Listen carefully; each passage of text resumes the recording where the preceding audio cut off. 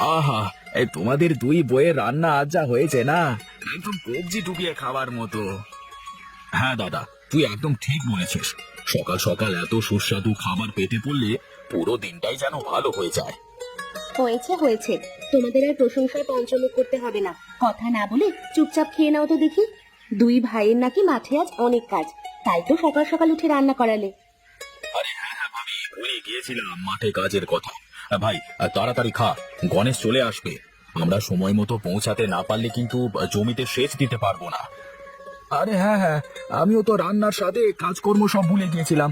এই চল চল, তাড়াতাড়ি খেয়ে মাঠে চল তো। এই যে গিন্নিরা, আমরা গেলাম। হ্যাঁ, এই যদি দেখো আমাদের ফিরতে দেরি হচ্ছে, তাহলে মাঠে খাবার পাঠিয়ে দিও, কেমন? আচ্ছা ঠিক আছে, এসো তোমরা।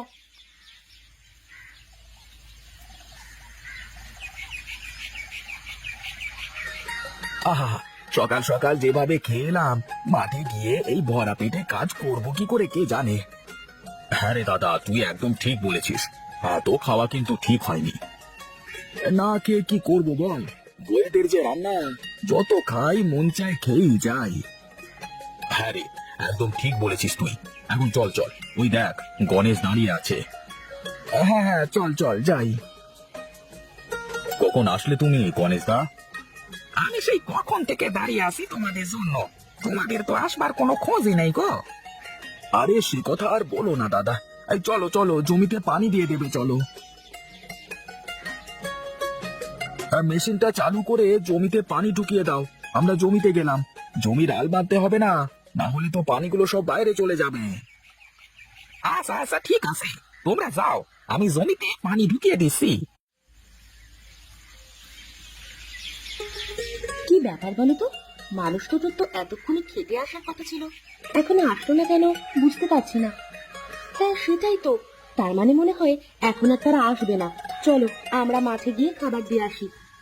হ্যাঁ হ্যাঁ, চলো চলো তাই যাই।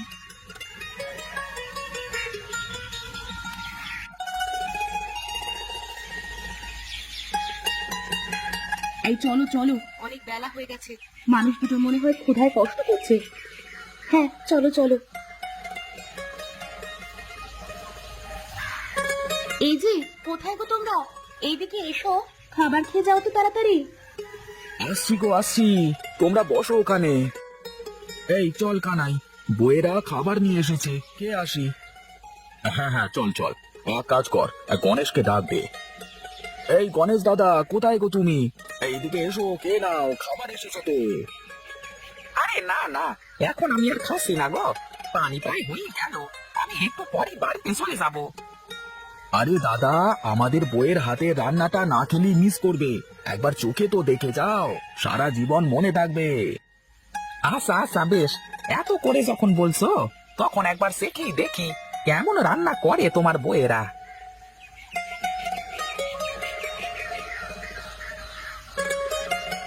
এই গণেশ দাদা, রান্নার স্বাদ কেমন হয়েছে বললে না তো? আরে এত স্বাদের রান্না, মুখে দিয়ে তো কিভাবে প্রশংসা করব সেটাই খুঁজে পাচ্ছি না গো। সত্যি রান্নার কোনো তুলনা নেই।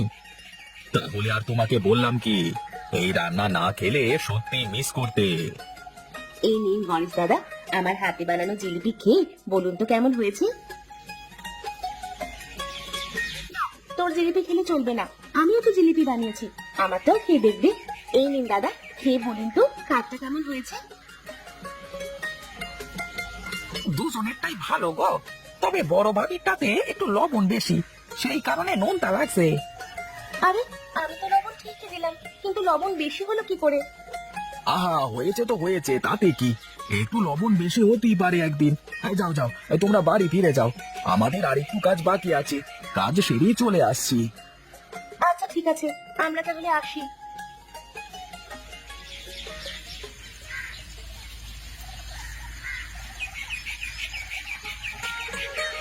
একটা জিনিস আমি কিছুতেই বুঝতে পারছি না, জিলিপিতে লবণ কি করে বেশি হলো? আমি তো সবকিছু ঠিক করে দিলাম। আরে একদিন তো একটু এমন তেমন হতেই পারে, এই নিয়ে এত চিন্তার কি আছে বলো তো? তার মানে তুই কি বলতে চাইছিস, তুই আমার থেকে ভালো জিলিপি বানাতে পারিস? আমি আবার নিজের ঢাক নিজে পেটাতে পছন্দ করি না। আজ মাঠে তো প্রমাণ হয়েই গেল কে ভালো বানাতে পারে আর কে খারাপ। তুই বলতে চাইছিস যে তুই আমার থেকে ভালো জিলিপি বানাতে পারিস, তাই তো? কে জিলিপি ভালো বানাতে পারে সেটা তো তুমি আজ নিজের চোখেই দেখলে। এখানে আবার এত বেশি করে জিগানোর কি আছে? আচ্ছা ঠিক আছে, তাহলে কাল আবার আমরা জিলিপি বানিয়ে গণেশ দাদাকে নিমন্ত্রণ করে খাওয়াবো। কালকেই প্রমাণ হয়ে যাবে কে ভালো বানায় আর কে খারাপ। আবার প্রমাণ করার কি আছে? প্রমাণ তো হয়েই গেল। আমি তো জানি যে আমি তোমার থেকে ভালো করে জিলিপি বানাতে পারি। হ্যাঁ, সেটা তো আমরা দেখতেই পাচ্ছি।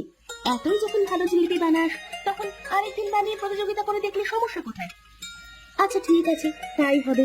আমরা কালকে আবার জিলিপি বানিয়ে লোকজনদের দাওয়াত করে খাওয়াবো। তারপরে প্রমাণ হবে কে বেশি ভালো করে জিলিপি বানাতে পারে। আচ্ছা ঠিক আছে, চল চল এখন বাড়িতে চল।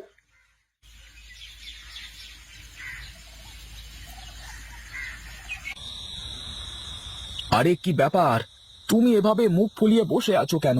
কোনো কথাবার্তা নেই, কি হয়েছে শুনি? অনেকের সামনে আমাকে কেমন ছোট হতে হলো। আমি তো জিলিপিতে নুন ঠিকই দিয়েছিলাম, কিন্তু কি করে নুন বেশি হলো কে জানে। আহা, এই সামান্য ব্যাপার নিয়ে তুমি মুখ ফুলিয়ে বসে আছো? একদিন তো রান্না করা এমন তেমন হতেই পারে। আমি অত কিছু জানি না। তুমি কালকে গণেশকে আবার নেমন্তন্ন করবে। আমরা দুজনেই কাল আবার জিলিপি বানিয়ে গণেশকে খাওয়াবো। আচ্ছা ঠিক আছে, হবে এক্ষণ। এখন অনেক রাত হয়েছে, তুমি ঘুমিয়ে পড়ো।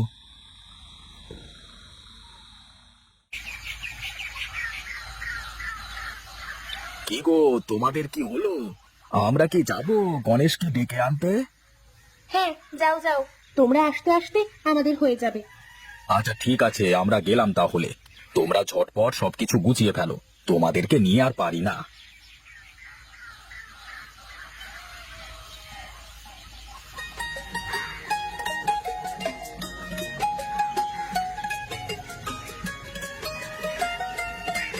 আরে গণেশ দা, তুমি এখানে?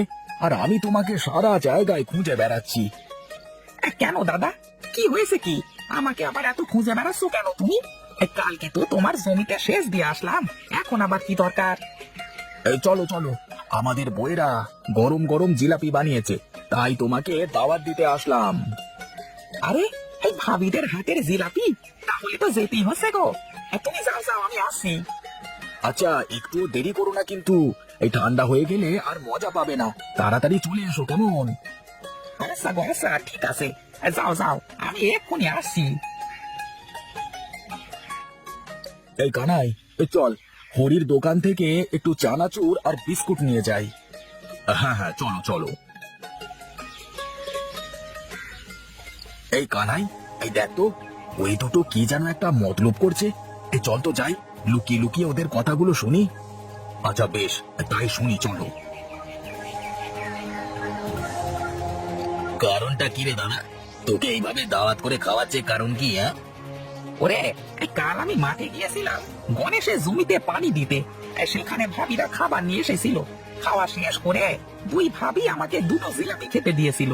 আর তা আমি আবার ছোট ভাবির জিলাপির প্রশংসা করেছিলাম।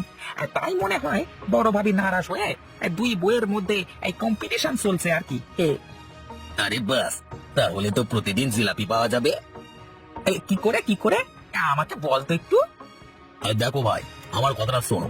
আজ যদি তুমি গিয়ে বলো যে বড় বইয়ের জিলাপি ভালো হয়েছে, তাহলে তো প্রতিযোগিতা চলতেই থাকবে, আর প্রতিদিন জিলাপি খেতে পারবে। কি বলো? আরে বাস, একদম খাসা বুদ্ধি দিয়েছো তো তুমি। তাহলে চলো, আজ তোমাকেও নিয়ে যাবো। হ্যাঁ চলো চলো যাই, গিয়ে দেখি কেমন জিলাপি বানিয়েছে ওরা। আচ্ছা ঠিক আছে, চলো তাহলে। আরে বাবা, তোমরা তো বিশাল ফোন দিয়ে এঁটেছো। দাঁড়াও, তোমাদের ফোন দিয়ে আটা আমি বের করছি। এমন জিলাপি খাওয়াবো, বাপের জন্মে ভুলতে পারবে না বেটারা। আরে দাদা, কোথায় গো তোমরা? এদিকে এসো। আরে তোমরা এসে গেছো, এসো এসো, তোমরা ভেতরে এসো। আরে কোথায় গিন্নিরা? দাও দাও, গরম গরম জিলাপি দাও। হ্যাঁ হ্যাঁ, দিচ্ছি দিচ্ছি। এই নিন আমার হাতে স্পেশাল জিলিপি, খেয়ে বলুন তো কেমন হয়েছে। ওরে বাবারে, ওরে মরে গেলাম রে। ও বাঁচাও, ও বাঁচাও, কি ঝাল রে। ও চলে গেল রে, পুরো চলে গেল। পানি দাও, পানি দাও। ওরে বাবা রে, চলে গেলাম রে, বাঁচাও বাঁচাও, কি জাল, মরে গেলাম, চলে গেল পুড়ে গেল, সব পুড়ে গেল, পানি দাও পানি দাও। না না, তা তো হবে না, তোমাদের আমি জিলাপি খাওয়ার নেমন্তন্ন করেছি, পানি খাওয়ার তো নেমন্তন্ন করিনি, সুতরাং তোমরা পানি পাবে না। তোমরা প্রতিদিন জিলাপি খাওয়ার মতলব করেছিলে না, এখন খাও প্রতিদিন জিলাপি। হ্যাঁ। ওরে ওরে, আমার ভুল হয়ে গেছে রে, আমি আর কখনো এমন করব না। হ্যাঁ, মাফ করে দাও আমাকে, আমার কোনো দোষ নেই, সব এই মদনের দোষ। দয়া করে পানি দাও আমাদের, আমি আর কখনো এমন করব না, আমাকে মাফ করে দাও। এই নাও এই নাও, মিষ্টি জিলিপি খেয়ে দেখো, তাহলে ঝাল কমে যাবে। কি আর করবে, এমনই নাকি মতলব, আমাদের দুই বউয়ের মাঝে ঝামেলা বাঁধাতে এসে নিজেরাই ফান্দে পড়ে গেল। একেই বলে ফান্দে পড়িয়া বগা কান্দে রে।